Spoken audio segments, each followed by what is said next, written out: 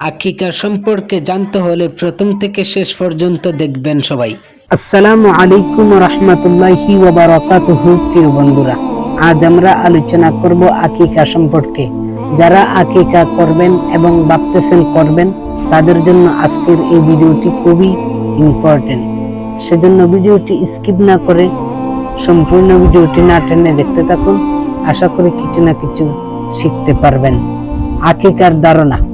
আকিকা আরবি শব্দ, এর অর্থ ভাঙ্গা, কেটে ফেলা ইত্যাদি।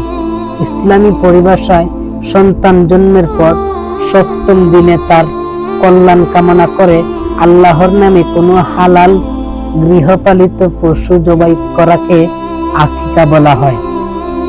আকিকা করা সুন্নাত, এর মাধ্যমে আল্লাহর রহমত পাওয়া যায়, সন্তানের বিপদ আপদ দূর হয়। কাজেই প্রত্যেক পিতামাতার উচিত নবজাতক সন্তানের নামে যথাসময়ে আকিকা করা।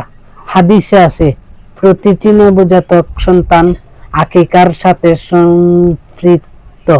তার জন্মের সপ্তম দিনে তার নামে পশু জবাই করতে হবে, তার নাম রাখা হবে, তার মাথার চুল মুন্ডন করা হবে। নাসাই। নবী করিম সাল্লাল্লাহু আলাইহি ওয়াসাল্লাম এর আগেও অধিকার প্রচলন ছিল।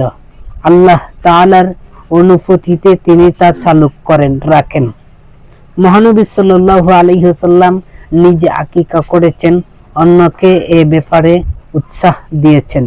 পিতামাতা আকিকা না করলে নিজের আকিকা নিজেও করা যায়। রাসূলুল্লাহ সাল্লাল্লাহু আলাইহি ওয়াসাল্লাম নবী হওয়ার পর নিজের আকিকা নিজেই করেছিলেন। আকিকা সন্তান জন্মের সপ্তম দিনে করা মুস্তাহাব। সপ্তম দিনে না পারলে 14-21 তারিখ অর্থাৎ প্রতি অতিরিক্ত সপ্তম দিনেও করা যায়। মাতা পিতার কাছে সবচেয়ে প্রিয় হলো সন্তান। সন্তান জন্মের সপ্তম দিনে 4টি কাজ করা উত্তম।